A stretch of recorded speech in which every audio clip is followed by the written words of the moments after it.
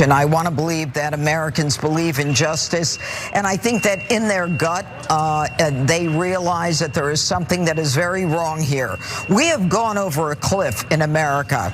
This verdict is a verdict of someone who was forced to fight a 1,000-pound gorilla with both hands tied behind his back. We have convicted a former president of the United States of America. We've gone over a cliff. Former President Donald Trump's supporters are not having a great day. They're having a rough go at things following the verdict out of Manhattan, finding him guilty of all 34 felony counts, accusing him of falsifying business records to cover up another crime. And of course, in this case, the crime was hush money payments paid to the likes of Stormy Daniels in the lead up to the 2016 presidential election, something that his former fixer, Michael Cohen, actually served time in prison for. Now, with that in mind, why don't we go to some of the individuals who immediately reacted, including Charlie Kirk, who on X wrote, "Breaking, a Manhattan jury has found Trump guilty on all counts. We knew from the start this was the most likely outcome. This case was engineered for years from the very top of the Democratic apparatus to bring down Trump using a rigged law and a rigged courtroom with a rigged jury." There's absolutely no indication that the jury is rigged. We don't even know who the jury consists of. Now, let me continue. Trump will appeal, and this will eventually be overturned. It is true that the Trump legal team is planning to appeal this, by the way. But this is a scar on our nation. For today, at least, this country looks more like Venezuela or China or Russia than the United States of America. Now we must be ready to maintain our resolve. There will be an unprecedented push to say that Trump cannot be allowed to win, that we cannot elect a convicted felon. Don't give in. They did this because they are desperate. They will lose and they will pay.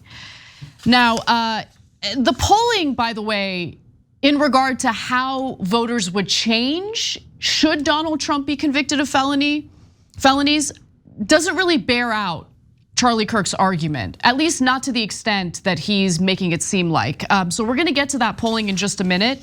Marjorie Taylor Greene just posted an upside down flag. Lauren Boebert says that it was election interference. I have more reactions, including from Vivek Ramaswamy and Tucker Carlson, who, by the way, in text messages to producers over at Fox News, said that he couldn't stand Donald Trump, but publicly, of course, pretends like he's a supporter of his. We'll get to all of that in a moment. Pausing here to deliver some honest truth as we do in our news coverage as well. TYT is facing challenges, guys, as the entire industry is. You know who could make the difference? You. If you hit the join button below, it's gonna make all the difference and keep us in business. We appreciate you, thank you. Yeah, so Marjorie Taylor Greene with an upside down American flag. I'm here, understand that's un-American. She sounds like she's against America. Maybe she should be deported. That's the way that the right wing used to talk about the left wing if they did an upside down flag for peace or something along those lines. But now they're flipping the flag nonstop because if America isn't led by a right wing fascist, well then boo America, you and your justice and democracy, boo, is what Marjorie Taylor Greene and these Republicans are saying. Let me go to our Super Chat and our YouTube members here now. Maple Dragon wrote in on Super Chat, lock him up, haha, a lot of you guys keep doing what you're doing. A lot of people chimed in the same way. Gabriel saying, lock him up, lock him up. And a YouTube member, Chase Essex, said to Anna's point about the polling, well, and elections, they said Trump finally won a popular vote. Congrats, Trump. A unanimous vote. Yeah. So Chase, YouTube member here on Young Turks, excellent point. It's the first one he's ever won. So congratulations to Donald Trump. Look, guys, as we give you the polling here that shows you if this is gonna affect the election or not, you have to keep in mind, of course, there's gonna be polling afterwards because people have visceral reactions sometimes, and they'll have a different reaction today. And then you should do the poll again in a week or 2 weeks and see if that reaction has faded. That's a good point, yeah. Right, because when it's theoretical, you get one result, you get a different result when it's real. And remember, we're not looking to flip MAGA. MAGA's dug in as much as they possibly can be, right? We're looking to see if this is going to affect some Republicans around the edges, like the Nikki Haley kind of supporters, not that she's a good person, but they voted for her as the more quote unquote moderate option. And is it going to affect, most importantly, enough independents where they go, no, I can't vote for a felon. It feels a little old school to me, but I hope that they think that way, because look, as you know, if you watch this show, we are not fans of Joe Biden, but Donald Trump is a unique kind of monster. He did already try a fake elector plot to undermine our democracy. And so I could be against both of them, but I'm definitely against Trump. And there's no doubt about that. So I hope this hurts his electoral chances, but the jury's still out. So let's give you the numbers.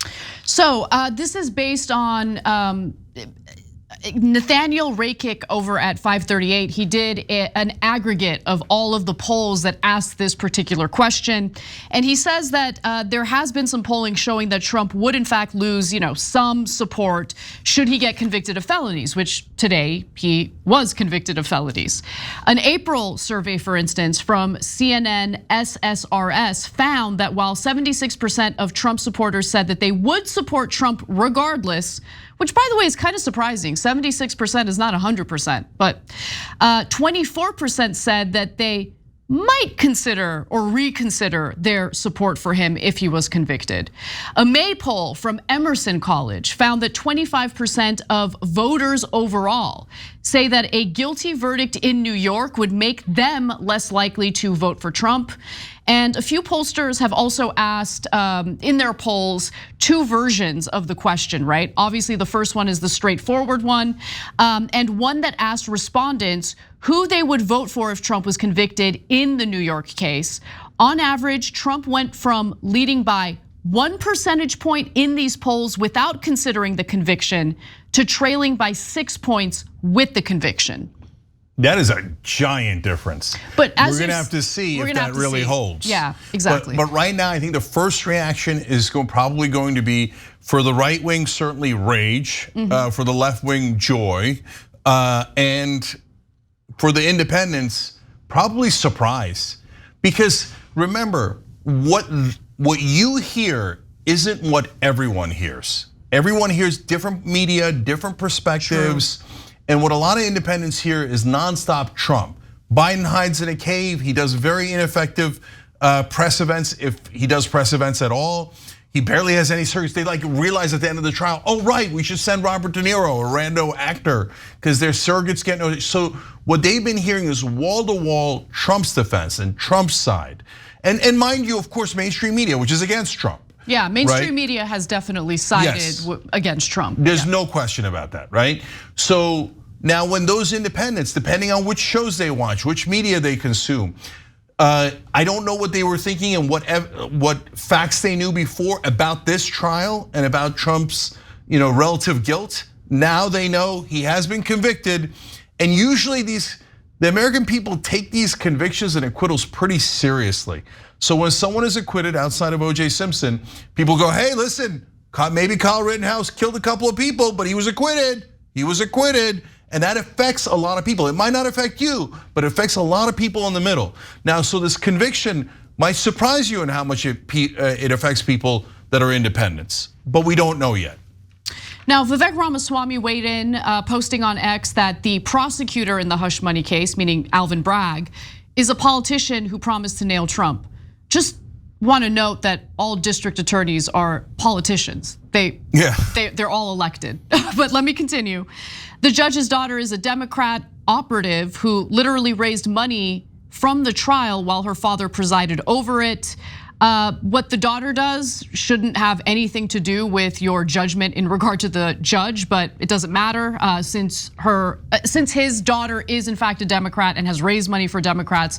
They've really latched onto this argument to make it appear as though the judge is unfair and biased against Trump. The jury instructions said they didn't have to agree on the crime to convict. This will backfire. Look, I think the most accurate thing in Vivek Ramaswamy's, or potentially accurate, let me just be clear because I don't know for sure, is the very last part about it backfiring.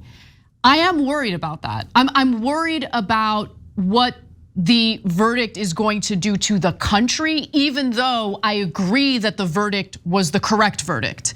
So we'll see how this all transpires, but I do think that there might be some truth to Vivek Ramaswamy arguing that this might backfire. I suspect that we mean different things by that statement. And then finally, Tucker Carlson, of course, took it to a very dark place, writing, "Import the third world, become the third world." So he made this an immigration issue, I guess. Yeah, and what he's saying is, New Yorkers aren't really us. They're not real Americans because there's so many immigrants in New York. So it's not a jury of his white peers, it's a jury of black, brown, and white people mixed. Ew, ew. So you now, not only do they have this insane conspiracy theory about the great replacement theory that we're bringing in the immigrants to replace white electors, now they apparently have a new theory from Tucker Carlson that the immigrants were brought in to try Donald Trump.